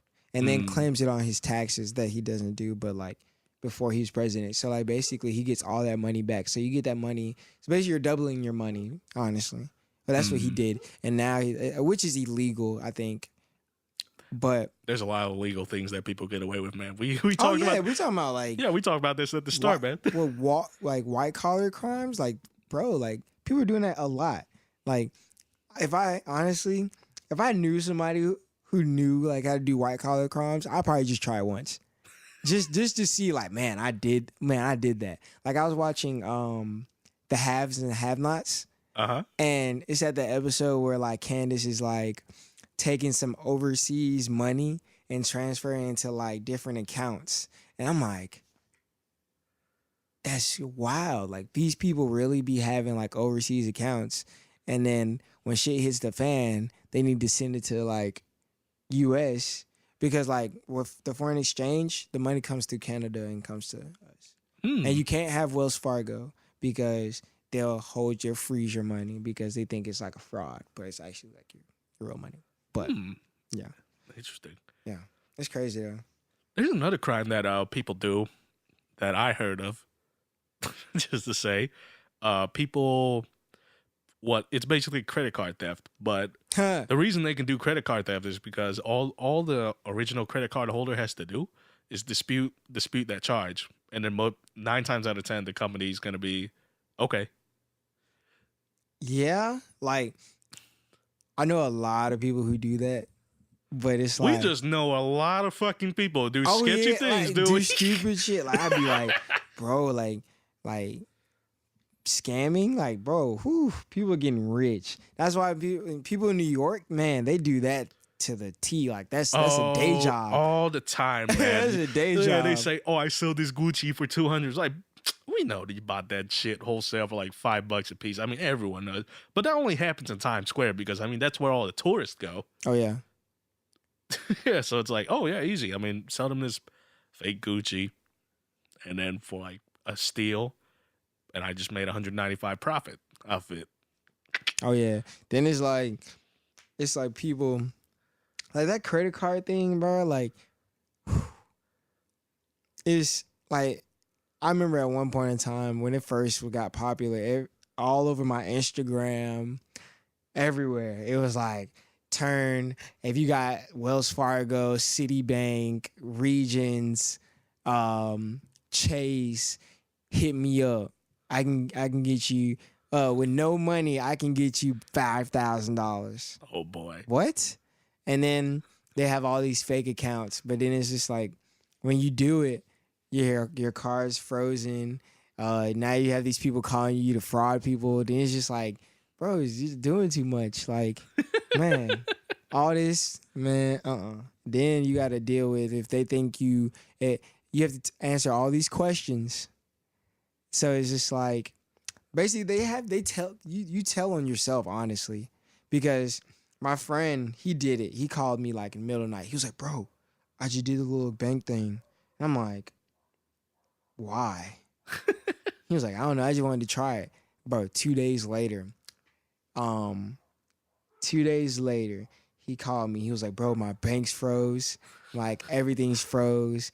My bank called me, said I owe them money. I owe them $5,000. I'm like, yeah, you're dumb. Or the people who steal credit card information.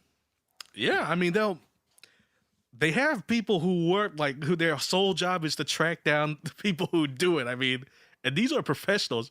Some of them were actually former criminals too. So I don't know. You might be shit out of luck there. Yeah, it's a buddy of mine, his friend, he did like credit card like theft or whatever.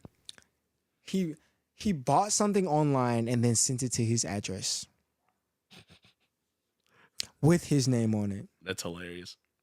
I said, yo, like, you gotta stop hanging around people like that. Why? Because for one, when the police came to get him, they was like, oh yeah, and your name's on the box so we know it's you. And then we tracked his IP address. Oh wow. That's why you need a mentor. It's like, hey, this credit card theft you're about to do, maybe you shouldn't put your name and your address. And maybe your IP address might get tracked too. Yeah, and then the thing is, the reason why the police showed up is because it was a police officers that stayed in. Matter of fact, the police officers stayed in Alabaster. That's hilarious. That's actually hilarious. And a funny convenience, dude. I don't know how I would react to it. They're seeing your money like thousands of dollars is gone. Not only gone, but I see it on my neighbor's porch. I don't know how I would react to that. I'd be like, I'm gonna pay Mr. Cletus over there a visit, see what's going on. Yeah. I don't know, man. That's wild. It is, man, but at the same time, you gotta think about it. It's much easier now, man. The whole robbing banks like you saw in the movies. I mean, yeah, you just do it from your computer now. That's like, bro, like if people understand, bro, stuff is getting more evolved. Like, when the last time you heard of a bank robbery? When's the last time I heard of a successful one? Okay. Probably in the movies. Actually, there was one like a year ago in Forestdale. And then, yeah, it was like last year in Forestdale. And then I was actually in one 2 years ago. I was at Regions in Homewood, and a dude tried to rob a bank, and he wrapped his hand with he wrapped his hand with a pillowcase, make it look like he had a gun. And by the time he could have got away, but he got greedy. He was like, "Take me to the vault." And by the time he got out the vault and outside, Homewood was already waiting on him. I was like, "Bro, you could have been left. Like, you could have gone." But it's just like, man, like, bro. That's what gets people to being greedy. Yeah. It's kind of like the same thing like when people gamble, man. Like in Vegas, they go play Vegas. They play some I'm finna blackjack. go to Vegas.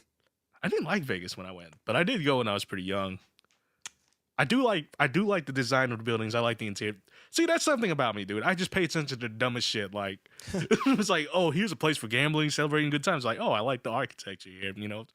Just pay attention to the dumbest shit. The way this building looks is very, very nice. Very nice. Yeah, I just didn't like all the douchebags walking around though. Yeah, all the people was just like, I almost beat the shit out of one of them. Like me, a stubby little 16-year-old, like trying to just straight up chokehold like the 6'2" guy. Wow, that's crazy. Yeah, it almost worked, but I don't think he just didn't want to fight back because he could have probably thrown me into the what's that the Bellagio. He probably could have thrown me in there. I didn't think about it, dude. But so back on like music wise. Yeah, back to the topics. Yeah. I do have a couple songs with a couple good people that I think I do have a song out. Okay. But I'm a feature, but it's my first song. Uh-huh. It actually it made it to a really good playlist on Spotify. And people was like, "Hey, bro, is this you?" Like, I've got people hit me up on Instagram like, "Hey, bro, is this you?" I'm like, "Yeah." He said, "Man, it's dope." Like, so I've got really good feedback over that song. And his name, the dude I did it with, was like out of the blue. Right? What's this called? Logan had called me out of the blue and was like, "Hey, bro, what you doing?" I'm like, "Nothing, chilling, playing 2K." He said, "Hey, come to my house real quick." I'm like, "All right, bet." So I get there. He was like, "Hey, man, I need you to put a verse on this real quick." You want me to do? You want me to do what? So at this time, I'm like, bro, like this is like no, like I can't do no out of the blue type song. Like literally wrote that verse in 30 minutes, That happened. Yeah. and it was like dope. But me and him actually, me and him working on an album together. I have I have 3 singles I'm working on. Working with this girl in Nashville, and I might be performing May 1st. Awesome. Do you know where? Tin Roof in Nashville. Ooh, Nashville's a good market too. Oh yeah. I actually like Nashville. Even though I work a lot in hip hop, I do like Nashville a lot more than Atlanta. Maybe it's just because I'm not. I just don't like I'm just not a club or that kind of scene person. Right. I don't know, but Nashville's real nice, just in general. But yeah, I mean, that was my first time going to Nashville a couple weeks ago, and I was like, oh yeah, I really love it here. Nashville's dope. Mm-hmm. You said Tin Roof in Nashville? Yeah. Interesting. Yep. Are you opening for someone or? Oh no, it's literally like this girl. She's performing, and I'm supposed to be her photographer, and then she's gonna ask me to do a freestyle, but it's actually like we already recorded this. Ah, yes. Yeah. So, Anna Claire Loftus, like that's her name. She's a very good artist. I've heard most of her songs. She's on all platforms as well, but she's dope. I like her voice. There's only like one song I was kind of like iffy about, but for the most part, I like all her music. Interesting. What genre is she? R&B? Kind of like pop. Okay. Yeah, it's like a pop. It's weird because some pop music sounded good. I'm not talking about the radio, but some music that is styled after pop actually does sound pretty good. Yeah, it's like it's more like I'm not gonna say her type music because her is like R&B, but more like it's like pop, but it's like soothing pop, if that makes sense. Like it's more melodic pop. There we go. So it's like I'm not saying this to insult. So it's kind of like great value West Coast pop kind of deal, a little bit. Yeah, in a way. Okay, I can. If I'm taking what you're saying right, then yeah, like it's she has her own flavor, but it's just like the way she comes about things. Like she's real, like she's authentic. Like her music is like stuff she's actually went through and like she's actually going through. So it's just like no, she's not like, oh yeah, I used to work at the trap house, but she's from the suburbs. So it's just like, like, it's nothing like that. It's like real deal music. Yeah, nothing wrong with that. I think authenticity, that's gonna start making a comeback for the next 10 years, probably. Once people get through, this phase of, the new thing, social media, How you think about what Kodak Black said about Nipsey Hussle's girlfriend, Lauren London? I just thought it was so out of place, to be honest. I think the timing was pretty off. I mean, he basically said what everybody was thinking. He just said it too quick. Yeah, that's another thing. It's like, it was like all of like what 2 days, 3 days. Yeah, it was so sad that Nipsey did die too. Yeah, man, can't believe it. Really like unexpected. But I was just seeing something on the way here. Is basically saying the dude who did it had like a $75,000 check from so-called the government that he was paid to do it. Oh boy, I don't know that stuff. I don't want to think about, man. I don't want to think about. I mean, it could be possibly true. I mean, you think about the person he was doing his documentary on. Yeah, it was like cancer. They killed him allegedly, and then another person who's Nipsey Hussle. You know how he's trying to do the same thing, get his message out here. Right. That what he was doing. And then as soon as that comes public, he ends up dying. I mean, history ends up repeating itself. I mean, let's go back to the 13th century, right? Mm-hmm. I mean, back when, if you basically said anything that opposed the Catholic Church, I mean, you were fucking dead. You're dead. Because, that's basically, you're making these people think more. You're giving information. Information and money. Those are two things people will kill each other over now. Oh, yeah, nowadays. most definitely. But I just still found it just kind of, I don't know, a little bit of bad timing. Unfortunate, Nipsey Hussle did pass away. Yeah. unfortunately. But I mean, the weird thing about Nipsey, man, is just everyone loved him. To be Yeah. honest, Oh yeah, most definitely.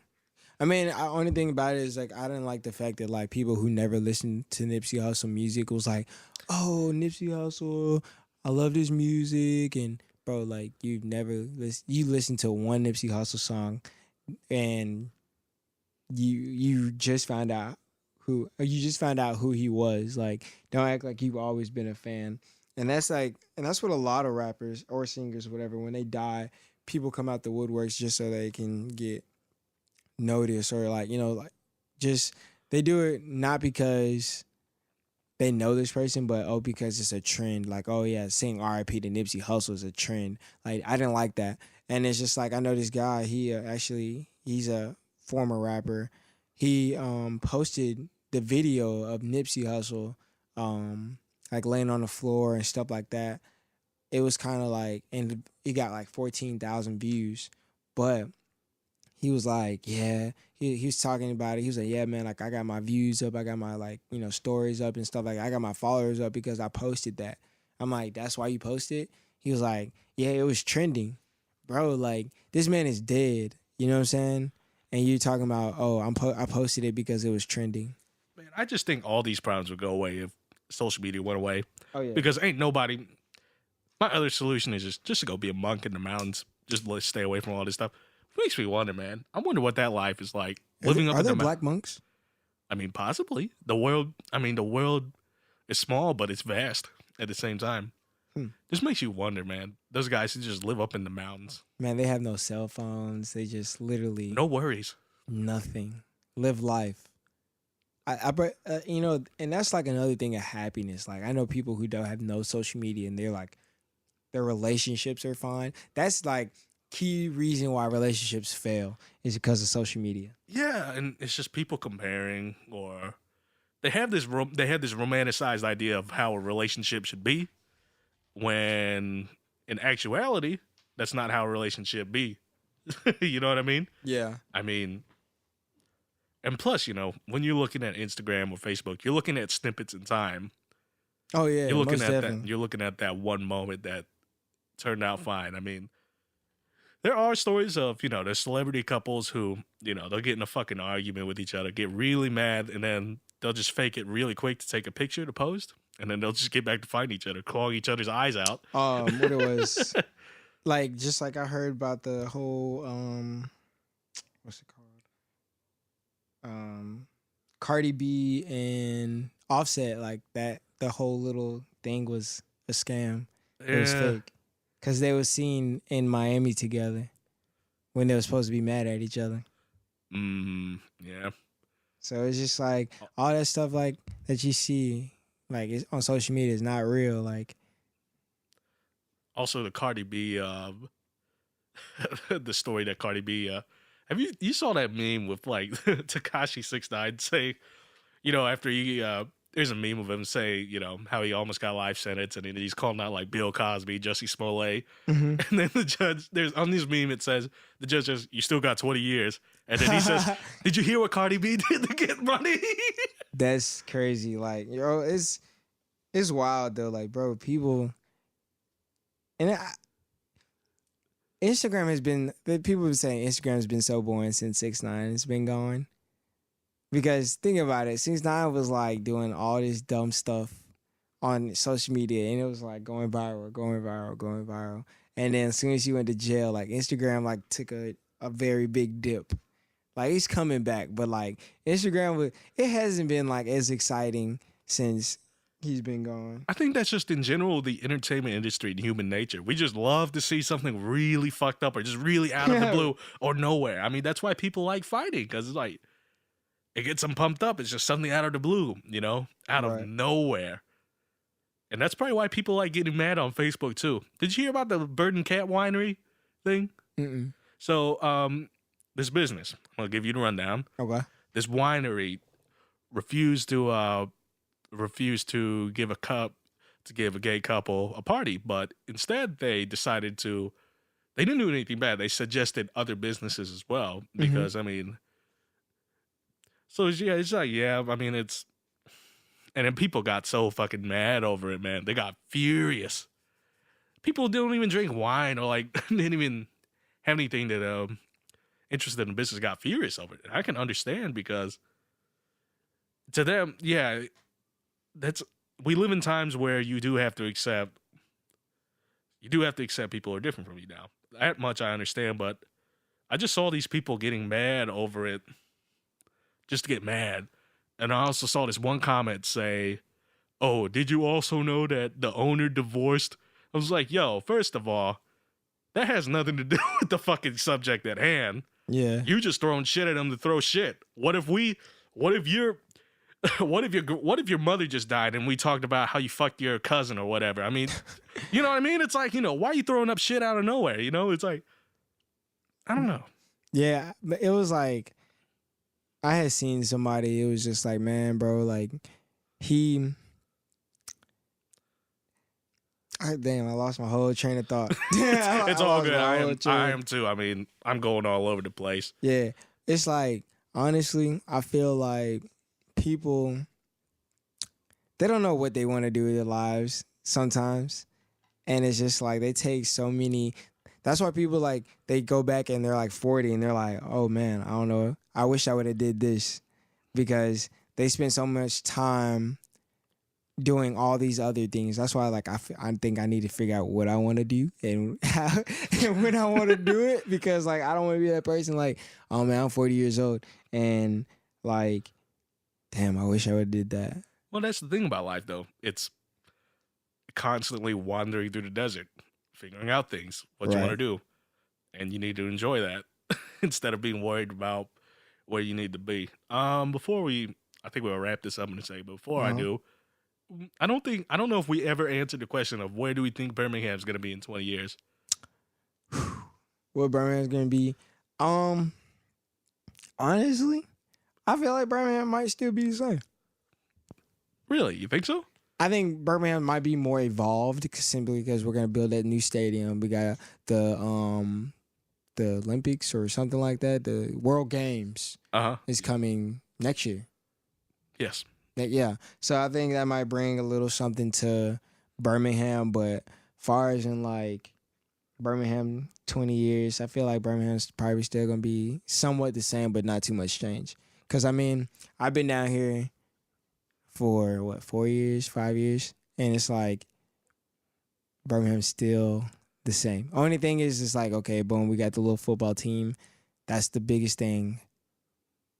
Like, music-wise, Birmingham still, like, it's still not music. Like, their music is not, like, mainstream. Are you talking about the style of music that comes out of Birmingham or the artist? Yeah. Then it's like Birmingham is so behind. They would have to catch up to surrounding cities, or surrounding states, rather, just to even think about, oh, okay, let's start somewhere, or let's do this, or let's do that. So you would have to. And then it's just like going back. Birmingham people don't support people. It's just like if you're not popping or you're not like, hate to say, if you're not like a drug dealer in Birmingham that's known, it's not gonna go nowhere. So I feel like Birmingham's still gonna be they're content where they're at. I mean, not only that, I mean, the market is just moving extremely fast. Just the pace of this market. Right. And plus, like you said, Birmingham has to catch up. I mean, once they catch up, I mean, they're still behind. They might be. I mean, but as far as like, there's been a lot of big acts coming to Birmingham. You got like Iron City, they signed with Live Nation. I mean, Vince Staples did a show there. You had Hannibal Buress come to Iron City, do a comedy set. Yeah, what is it? Derek Cheatham, he was here. Really? Yeah, Derek Cheatham was here. Probably, the Nipsey Hussle, they had the little lighting or the candle. The candle and the balloon thing. Derek Cheatham came. Yeah, he was in Birmingham. He was probably here for like all of like 2-3 hours. But he did that, showed his face, and then left. I think it'll grow as I think Birmingham will grow as an attraction, as a spot, but I don't think as a market in entertainment, it's not quite there yet. Either that or UAB is going to buy the city of Birmingham, and it's going to be just a bunch of hospitals. which will be good for the economy too. Yeah. Might piss off some people, but what do people like calling that these days? Gentrification? I don't know. But that's a whole nother subject for another time. Oh yeah. I think we're gonna wrap up now, Callie. All right, man. So y'all can follow me on Instagram at the official Cali with an X, KXLI. I don't get on Snapchat. Twitter, same thing, the official Cali __. But yeah, like, thanks for having me, man. I really appreciate it, bro. It's not a problem, man. It was a fun conversation, too. So I appreciate you stopping by, man. All right. All right. Thank you guys for listening. Have a good night. Bye-bye.